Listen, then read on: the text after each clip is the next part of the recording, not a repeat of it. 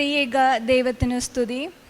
അനുഗ്രഹീതമായ ഈ ധന്യനിമിഷത്തിൽ അരുമനാഥൻ്റെ അളവറ്റ കൃപയാൽ ഇന്ന് ഈ ദിവ്യബലിക്ക് മുന്നിൽ എത്തിച്ചേരുവാനും പരിശുദ്ധ അമ്മയുടെ പ്രതിഷ്ഠീകരണത്തിൻ്റെ സാക്ഷിയായി സാക്ഷ്യം പറയുവാനും എന്നെ അനുഗ്രഹിച്ച പരിശുദ്ധ അമ്മയ്ക്കും തിരുക്കുമാരനും കോടാനുകോടി നന്ദി പറഞ്ഞുകൊണ്ട് ഞാൻ തുടങ്ങട്ടെ. എൻ്റെ പേര് ചിഞ്ചു എന്നാണ്. ഞാൻ വയനാട് ജില്ലയിൽ നിന്നാണ് വരുന്നത്. ഞാനിവിടെ ഉടമ്പടി എടുക്കാനുണ്ടായ സാഹചര്യം, ഞാൻ പഠിച്ചത് diploma in shipping logistics and supply chain management ആണ്.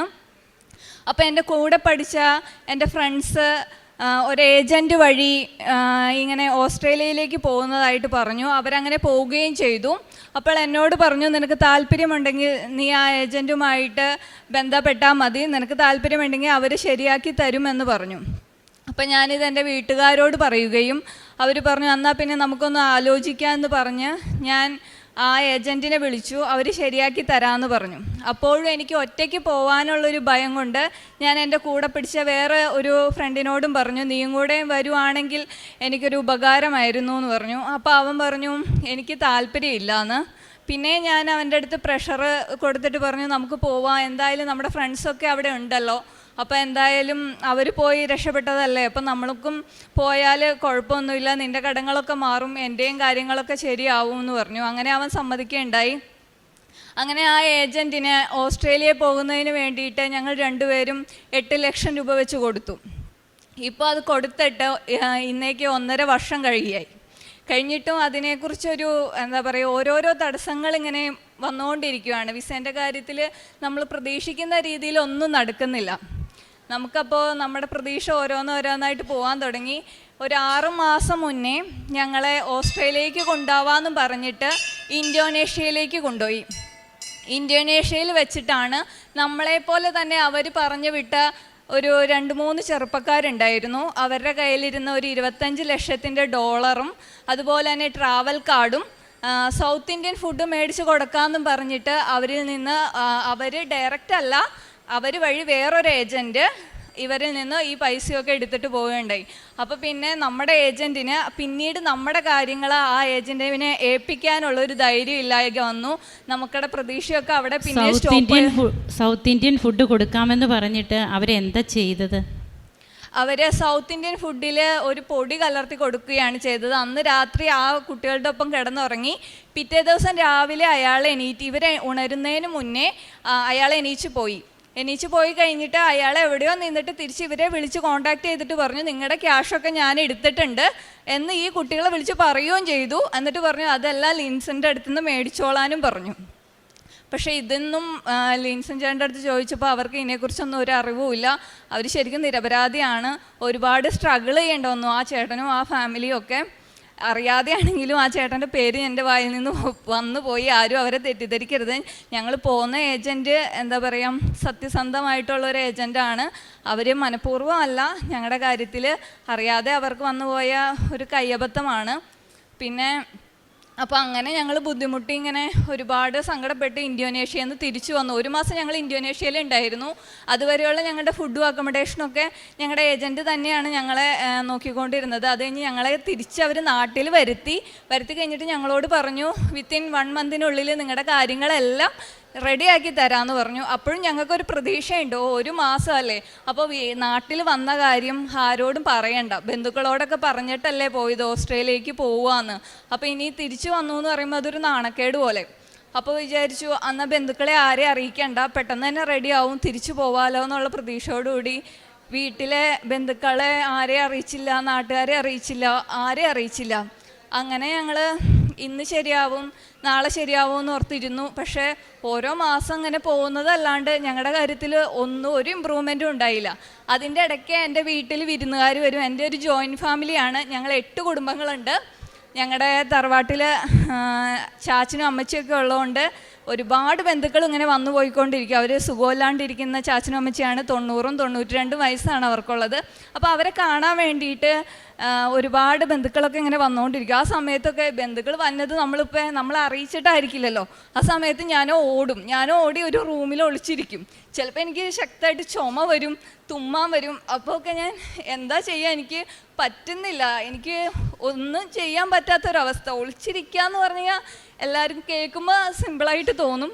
പക്ഷേ എല്ലാവരും വീട്ടിൽ വന്നിരിക്കുമ്പം നമുക്കൊന്ന് തുമ്മാൻ വരുന്നൊരു സാഹചര്യവും ചുമയ്ക്കാൻ വരുന്നൊരു സാഹചര്യമൊക്കെ ഞാൻ പില്ലോൻ്റെ അടുത്ത് എൻ്റെ മുഖം അമർത്തി വെച്ചിട്ട് ഞാൻ കടിച്ചു പിടിച്ചിരുന്നിട്ടുണ്ട്. അതിൻ്റെ ഇടയ്ക്ക് കുറേ ടൈമൊക്കെ എടുത്തിട്ട് ചിലവർ വീട്ടിൽ നിന്ന് പോകുന്ന സമയമുണ്ട്. അപ്പോൾ എൻ്റെ മക്കൾ പുറകെ ജനൽ കേക്കട വന്നിട്ട് അമ്മയ്ക്ക് വിശക്കുന്നുണ്ടോ, ഫുഡ് വേണോന്നൊക്കെ ചോദിച്ച് അവർ തട്ടും. അപ്പം ഞാൻ പറയും, മക്കൾ അവർ പോയി കഴിഞ്ഞിട്ട് വിളിച്ചാൽ മതി, ഇപ്പം തട്ടണ്ട, തട്ടുമ്പോൾ അവർ കേൾക്കും, ജനലിൽ തട്ടല്ലേ എന്ന് പറഞ്ഞ് ഞാൻ അവരെ പറഞ്ഞു വിടും. പിന്നെ കുറേ കാലം കഴിഞ്ഞപ്പോൾ കുറേ പേരൊക്കെ അറിയാൻ തുടങ്ങി. അപ്പം എൻ്റെ വീട്ടിലുള്ളവർ, ഞാനൊഴിച്ച് എൻ്റെ വീട്ടിലുള്ള എല്ലാവരും കുറേ പരിഹാസങ്ങൾ കേൾക്കേണ്ടി വന്നു, സഹിക്കേണ്ടി വന്നു. എൻ്റെ ഹസ്ബൻഡിൻ്റെ മമ്മി പലയിടത്തും ഒറ്റപ്പെടേണ്ടി വന്നു. പപ്പയ്ക്കൊക്കെ പുറത്തിറങ്ങാൻ നേരത്ത് ഭയങ്കര വിഷമം ഉണ്ടായിരുന്നു. ആൾക്കാർ അവൾ വന്നോ എന്നൊക്കെ ചോദിക്കുമ്പം കള്ളം പറഞ്ഞ് എല്ലാവരുടെ അടുത്തും ഇങ്ങനെ കള്ളം പറയേണ്ട ഒരു സാഹചര്യം, ഇല്ല വന്നിട്ടില്ല എന്ന് പറയുമ്പോഴും വീട്ടിലുണ്ട്. അപ്പോൾ എല്ലാവരുടെ അടുത്ത് ഇങ്ങനെ കള്ളം പറയേണ്ട ഒരു സാഹചര്യമായിരുന്നു വീട്ടിലെല്ലാവർക്കും ഞാൻ കാരണം. അപ്പോൾ മാനസികമായിട്ട് എനിക്കത് ഭയങ്കരമായിട്ട് വിഷമം തരുന്നൊരു കാര്യമായിരുന്നു.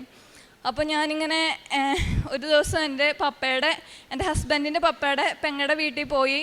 അപ്പോൾ ആൻറ്റി പറഞ്ഞു, ഇങ്ങനെ ഒരു കൃപാസനം പള്ളിയുണ്ട്, ആലപ്പുഴയാണ് കൃപാസനം പള്ളി ഉള്ളത്, നീ അവിടെ ഒന്ന് പോയി പ്രാർത്ഥിക്കുക, എല്ലാം ശരിയാവും എന്ന് പറഞ്ഞു.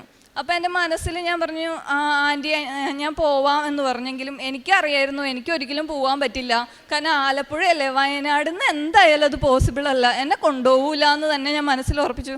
പിന്നെ ആൻറ്റി തന്ന പത്രം ഞാൻ വായിച്ചു, വീട്ടിലിരുന്ന് വായിച്ചു. അന്ന് രാത്രി ഞാൻ കിടക്കാൻ നേരത്തെ എൻ്റെ ഹസ്ബൻഡിനോട് പറഞ്ഞു, ആൻറ്റി ഇങ്ങനെ പറഞ്ഞിട്ടുണ്ട്, ഇങ്ങനെ ഒരു കൃപാസനം പള്ളിയുണ്ട്, നമുക്കൊന്ന് പോയാലോ എന്ന് ചോദിച്ചു. അപ്പോൾ എൻ്റെ അടുത്ത് പെട്ടെന്ന് തന്നെ പറഞ്ഞു, പോവാം, നമുക്ക് കുഴപ്പമില്ല, നോക്കാമെന്ന് പറഞ്ഞു. അധികം വൈകാതെ തന്നെ എന്നെ ഇവിടേക്ക് കൊണ്ടുവരാൻ ആൾ വില്ലിങ്ങായി. ഞങ്ങളിവിടെ വന്നു, എനിക്ക് ഭയങ്കര സന്തോഷമായി. ഞാനിവിടെ വന്ന് ഉടമ്പടി എടുത്തതിൽ 6 കാര്യങ്ങളാണ് ഞാൻ വെച്ചത്. ഫസ്റ്റ് ഞാൻ വെച്ചത്, എനിക്ക് എൻ്റെ കൂടെ ഞാൻ കാരണം വരാനൊരുങ്ങിയ എൻ്റെ സുഹൃത്ത് അർജുനും അതുപോലെ എനിക്കും ഒരു ജോലി ഓസ്ട്രേലിയയിൽ റെഡിയാക്കി തന്നെ. അത് നവംബർ 25 എനിക്ക് അതിനുള്ളൊരു ഉത്തരം കിട്ടണം എന്നാണ് ഞാൻ പറഞ്ഞത്. കാരണം അർജുൻ്റെ ഫാമിലി ഞാനുമായിട്ട് നല്ല അറ്റാച്ച്മെൻ്റാണ്. പക്ഷെ ഇങ്ങനെയൊരു കാര്യം വന്നപ്പോൾ മനസ്സുകൊണ്ട് അവരെന്നോട് പറഞ്ഞില്ലെങ്കിലും ആ കുട്ടി കാരണമാണല്ലോ എന്നൊരു ഇതുണ്ടാവും ആർക്കാണെങ്കിലും. അപ്പോൾ ഞാൻ അവനും കൂടെ വെച്ചിട്ട് പ്രാർത്ഥിച്ചു. അങ്ങനെ കറക്റ്റ് 24-ാം തീയതി, നവംബർ 24-ാം തീയതി എനിക്ക് VFS വന്നു. ഓസ്ട്രേലിയക്കല്ല, ഫ്രാൻസിലേക്കാണ് വന്നത്. അപ്പോൾ എനിക്കിങ്ങനെ VFS വന്നപ്പോൾ ഞാൻ അർജുനെ വിളിച്ചിട്ട് പറഞ്ഞു, എടാ ഞാൻ പറഞ്ഞില്ലേ ഞാനിങ്ങനെ ഒരു പള്ളിയിൽ പോയിട്ടുണ്ടായിരുന്നു എന്ന്, നിനക്ക് റെഡിയാവും. അപ്പോൾ അവൻ എന്നെ കളിയാക്കിയിട്ട് പറഞ്ഞു, നീ ഓസ്ട്രേലിയക്കല്ലേ പറഞ്ഞത്, ഇപ്പോൾ കിട്ടിയേക്കുന്നത് ഫ്രാൻസിലേക്കല്ലേ, അതൊന്നും മാതാവിൻ്റെ ഇതൊന്നും അല്ല, ഫ്രാൻസിലേക്കല്ലേ കിട്ടിയത്, അപ്പോൾ ഓസ്ട്രേലിയക്കാണെങ്കിൽ ഞാൻ വിശ്വസിച്ചേനേന്ന് പറഞ്ഞു. അപ്പം ഞാൻ മാതാവിനോട് ഡയറക്റ്റ് ഇങ്ങനെ ചോദിച്ചില്ലെങ്കിലും എൻ്റെ ഉള്ളിൻ്റെ ഉള്ളിൽ ഒരു ഇത് അറിയാതെ വന്നു പെട്ടതാണോ, അതോ മാതാവ് തന്നെ എനിക്ക് തന്നതാണോ എന്ന് എൻ്റെ ഉള്ളിലുണ്ട്. ഞാനിങ്ങനെ മാതാവിനോട് പരാതിയൊന്നും പറയുന്നില്ല, പക്ഷെ എൻ്റെ മനസ്സിൽ അതിങ്ങനെ ഉണ്ടായിരുന്നു.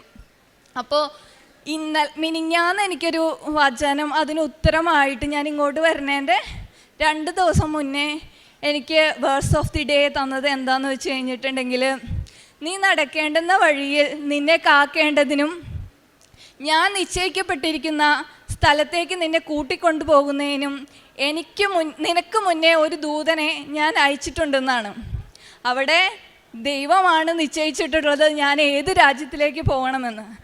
അവിടെ തിരുകുമാരൻ പറഞ്ഞ രാജ്യത്തേക്ക് പോകാൻ ഞാൻ സന്തോഷവതിയാണ്. എന്നിലുള്ള ഡൗട്ടൊക്കെ അതോടുകൂടി ക്ലിയറായി. ഇത് ദൈവവും മാതാവും പരിശുദ്ധ അമ്മയും എനിക്ക് തന്ന ഒരു ക്രിസ്മസ് ഗിഫ്റ്റാണ്. അതിന് ഞാൻ പരിശുദ്ധ അമ്മയോടും ദേവകുമാരനോടും നന്ദി പറയുന്നു. അതുപോലെ തന്നെ എൻ്റെ കല്യാണം കഴിഞ്ഞിട്ട് 12 വർഷമായി. എനിക്ക് 2 മക്കളുണ്ട്. 7th-ലും 4th-ലുമാണ് പഠിക്കുന്നത്. അപ്പോൾ ഞങ്ങൾ ലവ് മാരേജ് ആയിരുന്നു. അപ്പോൾ കല്യാണം കഴിഞ്ഞൊരു 6 മാസം ഇത്രയും സന്തോഷവതിയായിട്ടുള്ളൊരു കുട്ടി ഈ ലോകത്തുണ്ടാവില്ല. കാരണം ഞാൻ എൻ്റെ ഫാമിലിയിൽ ഭയങ്കര ഹാപ്പി ആയിരുന്നു. അതുകൊണ്ട് തന്നെ എൻ്റെ വീട് എറണാകുളമാണ്, ആളുടെ വീട് വയനാടാണ്. അപ്പോൾ ആ 2 സ്ഥലങ്ങളും തമ്മിലുള്ളൊരു വ്യത്യാസം നിങ്ങൾക്ക് മനസ്സിലാവും. ഞാനിങ്ങനെ അടുത്തടുത്ത വീട്ടുകളിൽ എൻ്റെ കൂട്ടുകാരുടെ ഒപ്പവും അതുപോലെ നിറയെ ഫ്രണ്ട്സും ഒരു വലിയ ലോകത്തിൽ നിന്ന് വന്നിട്ട് പെട്ടെന്ന് ഇങ്ങനെ എന്താ പറയുക, 1 ഏക്കർ കഴിഞ്ഞിട്ടായിരിക്കും അടുത്ത് ഒരു വീടുണ്ടാവുക. അപ്പം അങ്ങനെ ആരും ഇല്ലാത്തൊരു സ്ഥലത്തേക്ക് ചെന്ന് പെട്ടപ്പം എനിക്കതൊന്നും ഒരിക്കലും അഡ്ജസ്റ്റ് ചെയ്യാൻ പറ്റില്ല എന്ന് ഞാൻ വിചാരിച്ചു. പക്ഷേ ആ കുടുംബത്തിലെ എല്ലാവരും എന്നെ നല്ല സ്നേഹത്തോടു കൂടി തന്നെയാണ്, അവിടുത്തെ കുട്ടികളെ പോലെ തന്നെയാണ് എന്നെ നോക്കിയത്. ഒരു 6 മാസം കഴിഞ്ഞപ്പോൾ ഞങ്ങൾക്കിടയിൽ എന്താ സംഭവിച്ചതെന്ന് എനിക്കറിയത്തില്ല. ഞങ്ങൾക്കിടയിൽ മാനസികമായിട്ട് അപ്പ എന്നിൽ നിന്ന് അകലാൻ തുടങ്ങി. ഞാൻ അപ്പായി എന്നാണ് വിളിക്കുന്നത്. അപ്പം അതെന്നെ ഭയങ്കരമായിട്ട് തകർത്തു. ഞാൻ പറഞ്ഞ് മനസ്സിലാക്കാൻ ശ്രമിച്ചിട്ട് ആൾക്കത് ഉൾക്കൊള്ളാൻ പറ്റുന്നില്ല. അപ്പം ഞാൻ ആഗ്രഹിക്കുന്നത് ഒരുപാട് പണമോ അല്ലെങ്കിൽ എനിക്ക് ഭക്ഷണം മേടിച്ച് തരുമോ വസ്ത്രം മേടിച്ച് തരുമോ ഒന്നുമല്ല, ആളുടെ കെയറിങ്ങും സ്നേഹവും മാത്രം തന്നെയാണ്. അപ്പം അത് കിട്ടാതായപ്പോൾ അതെൻ്റെ മനസ്സിലൊരു നീറ്റലായിട്ട് എന്നെ ഇങ്ങനെ കിടക്കുന്നുണ്ടായിരുന്നു. എനിക്ക് എങ്ങനെ പറയണമെന്ന് എനിക്കറിയില്ല. എന്നിൽ ഒരുപാട് കുറ്റങ്ങളുണ്ട്, അത് ശരിയാണ്. ഞാൻ എൻ്റെ വീട്ടിലെ ഇളയതായിരുന്നു. ഞാൻ നല്ലൊരു മടിച്ചിയാണ്. രാവിലെയൊക്കെ എണീക്കാൻ നല്ല മടിയുള്ള കൂട്ടത്തിൽ തന്നെയാണ്. ആൾക്ക് അങ്ങനെ നേരത്തെ എണീച്ച് എല്ലാ പണികളും ചെയ്യുന്ന ആ ഒരു കൺസെപ്റ്റാണ് ആളുടെ. അപ്പം ആളെ ഒരിക്കലും കുറ്റം പറയുന്നതല്ല കേട്ടോ. കാരണം ഒരു രീതിയിലും ഒരു ദുശീലം ഇല്ലാത്ത ഒരാളാണ്. അതായത് ഒരു വെള്ളമടിക്കോ സിഗരറ്റ് വലിക്കോ ഇപ്പോൾ ആരുടെ അടുത്ത് പരിചയപ്പെട്ടാലും അവർക്കൊക്കെ ഭയങ്കരമായിട്ട് ഇഷ്ടപ്പെടുന്ന ഒരു ക്യാരക്ടർ. എൻ്റെ വീട്ടിൽ ചെന്നാൽ എന്നേക്കാളും ഇഷ്ടം അവർക്ക് ആളെ ആയിരിക്കും. കാരണം അത്രയ്ക്ക് സ്നേഹവും നല്ല സ്വഭാവമുള്ള ഒരാളാണ്. പിന്നെ എന്താണ് എന്നോട് മാത്രം ഇങ്ങനെയെന്ന് എനിക്ക് എത്ര ചോദിച്ചിട്ട് മനസ്സിലാവുന്നുണ്ടായിരുന്നില്ല. ഉടമ്പടിയിൽ ഞാൻ 2ാമത് വെച്ച കാര്യം, എൻ്റെ മാതാവേ, ആ വ്യക്തിക്ക്, എൻ്റെ ജീവിത പങ്കാളിക്ക് എന്നോട് എന്തെങ്കിലും ഒരു സ്നേഹവും ഇഷ്ടവും ഉണ്ടെങ്കിൽ അതെനിക്ക് പ്രകടമായിട്ട് തന്നെ കാണിച്ചു തരണം. എനിക്കത് മനസ്സിലാക്കാൻ പറ്റണം. എനിക്ക് മനസ്സിലാവാൻ പറ്റുന്നില്ല. ആൾ ഉള്ളിൽ വെച്ചുകൊണ്ട് നടക്കുന്നതാണോ എന്ന് എനിക്കറിയില്ല. പക്ഷെ അതെനിക്ക് മനസ്സിലാക്കാൻ പറ്റുന്നുണ്ടായിരുന്നില്ല. അപ്പോൾ ഇവിടെ നിന്ന് ഉടമ്പടി ഇറങ്ങി ആ നിമിഷം മുതൽ ആളുടെ ആ ഇഷ്ടം എനിക്ക് ഫീൽ ചെയ്യാൻ തുടങ്ങി. എനിക്ക് നല്ല രീതിയിൽ ഫീൽ ചെയ്യാൻ തുടങ്ങി. സാധാരണ ഞാൻ യാത്രയൊക്കെ പോകുമ്പോൾ ടയേർഡാകുമ്പോൾ ആളുടെ തോളത്ത് ഇങ്ങനെ ഒന്ന് തലവെച്ച് അങ്ങനെ തട്ടി മാറ്റും. കൈ പിടിച്ച് നടക്കാനൊക്കെ എനിക്ക് ഭയങ്കര ഇഷ്ടമാണ്. പക്ഷെ ആൾ സ്പീഡിന് വേഗത്തിൽ നടക്കും. അപ്പം ഇവിടെ നിന്ന് ഇറങ്ങിയ സമയം മുതൽ ആളെൻ്റെ കൈ കോർത്ത് പിടിച്ചു. അതുപോലെ ട്രെയിനിൽ കിടന്ന സമയത്ത് ഞാൻ ടയേർഡായിട്ടിരിക്കും. അപ്പോൾ ആളുടെ മടിയിൽ എന്നെ കിടത്തി ഒരു ക്ലോത്ത് വെച്ച് എന്നെ പുതപ്പിച്ചു. അതൊക്കെ എനിക്ക് ഭയങ്കര സന്തോഷം തോന്നി. അവിടെ നിന്ന് ഈ നിമിഷം വരെ എന്നെ ഭയങ്കര കെയറിങ്ങും ഞാൻ അന്ന് അനുഭവിച്ച എൻ്റെ ഇരട്ടിയായിട്ടുള്ള സ്നേഹമാണ് ആളിൽ നിന്ന് എനിക്ക് അനുഭവിക്കാൻ കഴിയുന്നത്. അതുകൊണ്ട് ഇപ്പോൾ പ്രാർത്ഥിക്കുന്നത് അതെന്നും എനിക്ക് നിലനിർത്തി തരണേ എൻ്റെ മാതാവേന്ന് മാത്രമാണ്. അതുപോലെ 3ാമത്തെ സാക്ഷി എന്താണെന്ന് വെച്ച് കഴിഞ്ഞിട്ടുണ്ടെങ്കിൽ, എൻ്റെ മോള് 7ാം ക്ലാസ്സിലാണ് പഠിക്കുന്നത്. അവൾ പരീക്ഷയ്ക്ക് പോയിട്ട് വരണ സമയത്ത് നമ്മുടെ അധികം വീടുകളൊന്നും ഇല്ലാത്തൊരു സ്ഥലമാണ്. അപ്പോൾ സ്കൂൾ ബസ് ഇറങ്ങി കുറച്ചിങ്ങോട്ട് നടക്കണം. നടക്കുന്ന ടൈമിൽ അവൾ പറഞ്ഞു, അമ്മേ, അടുത്ത പറമ്പിൽ നിന്ന് കുറേ പട്ടികൾ എൻ്റെ അടുത്തേക്ക് ഓടി വന്നു. എനിക്ക് എന്താ ചെയ്യേണ്ടതെന്ന് അറിയാൻ പറ്റുന്നില്ല. അപ്പം ഞാൻ പേടിച്ചിങ്ങനെ നിൽക്കുന്ന സമയത്ത് കടിച്ചു എന്ന് വരുന്ന അവസ്ഥയിൽ നിന്ന് പട്ടികളെല്ലാം തിരിഞ്ഞോടി. ഞാൻ നോക്കുമ്പോൾ മാതാവ് എൻ്റെ മുന്നിൽ ചിരിച്ചുകൊണ്ട് വന്ന് നിൽക്കുന്നതായിട്ട് ഞാൻ കണ്ടു എന്ന് അവൾ വീട്ടിൽ വന്ന് പറഞ്ഞു. അത് കേട്ടപ്പോൾ എനിക്ക് ഭയങ്കര സന്തോഷമുണ്ടായി. ഇവൾ പരീക്ഷയ്ക്ക് പോകുന്ന സമയത്ത് എൻ്റെ അച്ഛൻ വെഞ്ചരിച്ച് എന്ന കാശ് രൂപ ഞാൻ അവളുടെ കഴുത്തിലിട്ട് കൊടുത്തിട്ടുണ്ടായിരുന്നു. അതുപോലെ പോകുന്ന ടൈമിൽ പ്രതിഷ്ഠീകരണ പ്രാർത്ഥനയും വിശ്വാസ പ്രമാണവും ചൊല്ലി സ്വർഗസ്ഥനായ പിതാവേ, നന്മ നിറഞ്ഞ മറിയാമേയും ഒരു കുർബാനയും കണ്ടിട്ടാണ് ഞാൻ എൻ്റെ മക്കളെ സ്കൂളിലേക്ക് വിടുന്നത് പരീക്ഷയുടെ സമയത്ത്. പിന്നെ പ്രേക്ഷിത പ്രവർത്തനങ്ങൾ എന്ന് വെച്ച് കഴിഞ്ഞിട്ടുണ്ടെങ്കിൽ, ഞാൻ വിചാരിച്ചത് ഞാനൊരു ദുഷ്ടപ്രവൃത്തിയൊന്നും ചെയ്യുന്നില്ല, പിന്നെ എന്നിൽ വലിയ പാപങ്ങളൊന്നുമില്ല, ഞാനും ആരോടും എല്ലാവരും സ്നേഹിക്കാനുള്ളൊരു മനസ്സുണ്ട്. എനിക്ക് ആകെ എൻ്റെ ഒരു ക്യാരക്ടറിലെ ഒരു ഫോൾട്ട് എന്ന് പറഞ്ഞു കഴിഞ്ഞിട്ട് നല്ല മടിച്ചായിരുന്നു, പണിയെടുക്കാനൊക്കെ നല്ല മടിയായിരുന്നു. അത് മാത്രമാണ് ഞാൻ തിങ്ക് ചെയ്തപ്പോൾ കിട്ടിയ ആകെയുള്ളൊരു കുറ്റം. പക്ഷേങ്കിൽ എനിക്ക് കുറേ കാര്യങ്ങളിൽ കുറേയൊക്കെ എന്താ പറയുക ചീത്ത സ്വഭാവങ്ങളുണ്ടായിരുന്നു. അതായത് നല്ല അറപ്പുള്ള വ്യക്തിയാണ് ഞാൻ. അപ്പോൾ ഇതിൻ്റെ ഈ ഉടമ്പടി എടുത്തതിൻ്റെ ഭാഗമായിട്ട് ഓൾഡ് ഏജ് ഹോമിൽ ഇങ്ങനെ അവരെ നോക്കാൻ വേണ്ടിയിട്ട് ഞാൻ എൻ്റെ വീട്ടുകാരോട് ചോദിച്ചപ്പോൾ അവരെന്നോട് പറഞ്ഞു, നീ പോയിക്കോ. ആരും ഒരു കുഴപ്പവും പറഞ്ഞില്ല. ഞാൻ പോയി കഴിഞ്ഞപ്പോൾ ഞാൻ ചിന്തിക്കുകയാണ്, ഇവരൊക്കെ ഇങ്ങനെ ബെഡിടം പേഷ്യൻ്റാണ്, അതുപോലെ എന്താ പറയുക, മൂത്രത്തിൻ്റെ മണവും അവർ യൂറിൻ പാസ് ചെയ്യുന്ന ഭയങ്കര മണവും, അതുപോലെ തന്നെ ഈ വെരിക്കോസ് വെയിനൊക്കെ വന്ന് കാലൊക്കെ പൊട്ടി അളിഞ്ഞിരിക്കുകയാണ്. അപ്പോൾ ഇതൊക്കെ കണ്ടു കഴിഞ്ഞിട്ട് ഞാൻ എങ്ങനെ ഭക്ഷണം കഴിക്കും, ഇതോർത്തിട്ട് ഞാൻ ഇങ്ങനെ ഇരിക്കുക. അപ്പോൾ ആദ്യത്തെ ദിവസം ഞാൻ അവരുടെ അടുത്ത് പോയി സംസാരിച്ചു, അവരുടെ അടുത്ത് വർത്താനമൊക്കെ പറഞ്ഞു. പിന്നെ എനിക്കറിയില്ല എവിടെ നിന്നാണ് എൻ്റെ ആർപ്പ് മാറിയെന്നൊന്നും എനിക്കറിയത്തില്ല. അവർക്ക് ചോറ് വാരി കൊടുക്കാനും അവരെ കുളിപ്പിക്കാനും, അവിടെ 23 ആൾക്കാരാണ് ഉണ്ടായിരുന്നത്, വയ്യാത്ത അമ്മച്ചിമാർ.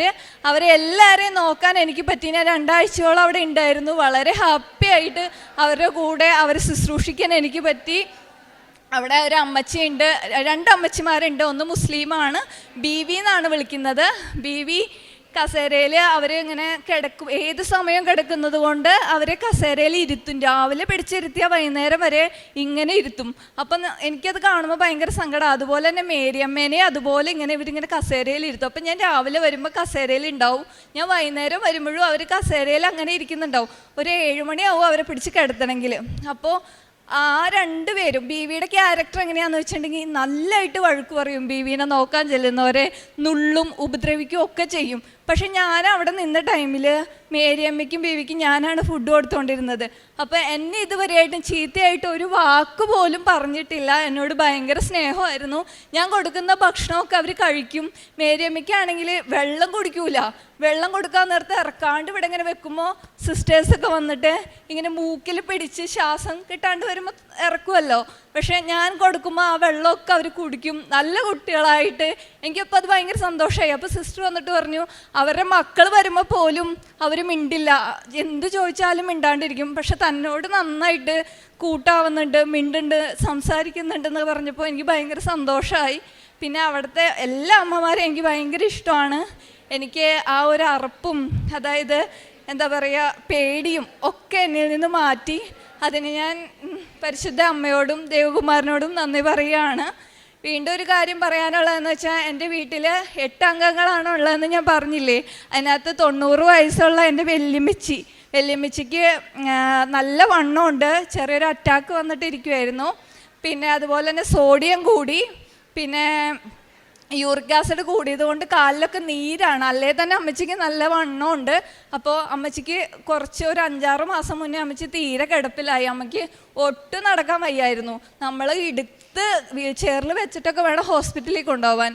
അപ്പം ഞാൻ ഈ ഉടമ്പടി തൈലം പുരട്ടിയിട്ട് അമ്മച്ചിക്ക് വേണ്ടി പ്രാർത്ഥിച്ചു. ഇപ്പോൾ ഈ കഴിഞ്ഞ ദിവസം അമ്മച്ചി വീൽ ചെയറിലല്ല, വാക്കറിൽ സ്വന്തം പിടിച്ച് ആരെ സഹായം ഇല്ലാണ്ട് വീടിൻ്റെ ഫ്രണ്ടിൽ തിണ്ണ വരെ പോയിരുന്നു. അതിനും നന്ദി പറയുന്നു. ഇത്രയൊക്കെ അനുഗ്രഹങ്ങളാണ് എനിക്ക് പരിശുദ്ധ അമ്മയും ദൈവകുമാരനും ചെയ്തു തന്നത്. വേറൊരു കാര്യം പറയാനുണ്ടായിരുന്നത്, ഞാൻ ജനുവരി പോവുകയെന്ന് പറഞ്ഞിരുന്നു. അപ്പം എൻ്റെ സ്വന്തം വീട് പെരുമ്പാവൂരാണ്, എറണാകുളം ജില്ലയിൽ പെരുമ്പാവൂരാണ്. അപ്പം ഞാൻ എൻ്റെ അമ്മേനോട് പറഞ്ഞു, അമ്മേ എനിക്ക് അമ്മേനെ കാണണമെന്നൊരാഗ്രഹമുണ്ട്, അമ്മ ഒന്ന് വരുമോ, വയനാട് വരെ വരുമോ, എനിക്ക് കാണണം, അമ്മയുടെ കൂടെ കുറച്ച് നേരം ഇരിക്കണം, സംസാരിക്കണം. കണ്ടിട്ടിപ്പോൾ ഏകദേശം ഒരു വർഷത്തിൻ്റെ അടുത്തായി. എനിക്ക് അങ്ങോട്ട് വന്നു കഴിഞ്ഞാൽ നാട്ടുകാരൊക്കെ അറിയും ഞാൻ പോയിട്ടില്ല, ഓസ്ട്രേലിയയിൽ പോയിട്ടില്ല എന്നുള്ളത്. അതുകൊണ്ട് എനിക്ക് അങ്ങോട്ട് വന്ന് അമ്മേനെ കാണാൻ പറ്റില്ല എന്ന് പറഞ്ഞപ്പോൾ അമ്മ പറഞ്ഞു, ഞാൻ ചേട്ടായിയോട് ചോദിക്കട്ടെ, അവൻ എന്താ പറയുന്നതെന്ന് നോക്കട്ടെ, എന്നിട്ട് മോളെ വിടാൻ പറഞ്ഞു. അങ്ങനെ ഞാൻ അമ്മച്ചി ചേട്ടായിയോട് ചോദിക്കാൻ പറഞ്ഞു. ചേട്ടായിയോട് ചോദിച്ചപ്പോൾ ചേട്ടായി പറഞ്ഞു, ചേട്ടായിക്ക് ലീവില്ല, അതുകൊണ്ട് അമ്മച്ചി പോകണ്ടെന്ന് പറഞ്ഞു. അപ്പം ഞാൻ അമ്മേനെ കുറേ വിഷമത്തിൽ പറഞ്ഞു, അമ്മയ്ക്ക് അല്ലെങ്കിൽ ചേട്ടായി മാത്രം മതിയല്ലോ, ഞാൻ വേണ്ടല്ലോ, എന്നെ കാണണ്ടല്ലോ എന്നൊക്കെ പറഞ്ഞ് കുറേ സങ്കടപ്പാട് അമ്മോട് പറഞ്ഞിട്ട് കുറേ കരഞ്ഞു. ഇന്നിവിടെ പരിശുദ്ധ കുർബാനയിൽ വന്നപ്പോൾ എൻ്റെ കണ്ണൊക്കെ ഇങ്ങനെ നിറഞ്ഞൊഴുകി. അമ്മയുടെ കാര്യം ഓർത്തിട്ട് എനിക്ക് അമ്മേനെ കാണാൻ പറ്റാണ്ട് പോകേണ്ട ഒരു അവസ്ഥയാണല്ലോ എന്ന് വിചാരിച്ച് ഒരുപാട് കരഞ്ഞു ഞാൻ ഈ പരിശുദ്ധ കുർബാനയുടെ മുന്നിൽ. അത് കഴിഞ്ഞ് കുർബാന കഴിഞ്ഞിറങ്ങി ഞാൻ ഫോൺ നോക്കുമ്പോൾ അമ്മയുടെ 2 മിസ് കോൾ വന്നിട്ടുണ്ട്. അപ്പോഴും ഞാൻ തിരിച്ച് വിളിച്ചപ്പോൾ അമ്മ വേറെ കോളിലാണ്. അത് കഴിഞ്ഞിട്ട് ഞാൻ മാതാവിൻ്റെ അടുത്ത് പോയി പ്രാർത്ഥിച്ചിട്ട് വരുമ്പോൾ നല്ല മുല്ലപ്പൂവിൻ്റെ മണം. എൻ്റെ ചുറ്റും പോകുന്നവരൊക്കെ ഞാൻ നോക്കി, ആരാണ് മുല്ലപ്പൂ ചൂടിക്കൊണ്ട് ഇത്രയും മണം, ഭയങ്കര ഡീപ്പായിട്ടുള്ള സ്മെല്ല്. ഞാൻ എല്ലാവരെയും നോക്കി, ആരുടെ തലയിലാണ് മുല്ലപ്പൂ ഉള്ളത്. ഒന്നാമത് പള്ളിയാണല്ലോ, ഇനിയിപ്പോൾ മാതാവിനെ അണിയിച്ചേക്കുന്നതാണോ എന്നും അറിയത്തില്ല. അപ്പോൾ ഇവിടെ എവിടെന്നെങ്കിലും ആണോ എന്ന് അറിയാൻ വേണ്ടി ഞാൻ പരിസരം മുഴുവൻ നോക്കി. ഞാൻ എവിടെയും മുല്ലപ്പൂ കണ്ടില്ല, അവിടെ മാതാവിൻ്റെ ഒരു സാന്നിധ്യം ഞാൻ കണ്ടു. അത് കഴിഞ്ഞ് ഞാൻ വീണ്ടും ഫോണെടുത്ത് അമ്മേനെ വിളിച്ചപ്പോൾ അമ്മേനോട് പറഞ്ഞു, ഇന്ന് ഞാനും അപ്പച്ചനും കൂടി വരുന്നുണ്ട്, അത് പറയാൻ വേണ്ടി വിളിച്ചതാന്ന് പറഞ്ഞു. അപ്പോൾ എനിക്ക് ഒരുപാട് മാതാവിൻ്റെ അനുഗ്രഹവും പരിശുദ്ധ അമ്മയുടെ അനുഗ്രഹവും കിട്ടിയതുകൊണ്ട് എനിക്ക് ഈ ആൾത്താരയിൽ വന്ന് നിന്ന് ഇനിയും ഉണ്ട് കുറേ കാര്യങ്ങൾ. സമയപരിമിതി കൊണ്ട് ഞാൻ ചുരുക്കുവാണ്. ദൈവത്തിരുനാമം മാത്രം മഹത്വപ്പെടുമാറാകട്ടെ. എന്നെയും എൻ്റെ കുടുംബത്തെയും നിങ്ങളെല്ലാവരും പ്രാർത്ഥനയിൽ ഓർക്കണമെന്ന് പറഞ്ഞുകൊണ്ട് നിർത്തുന്നു.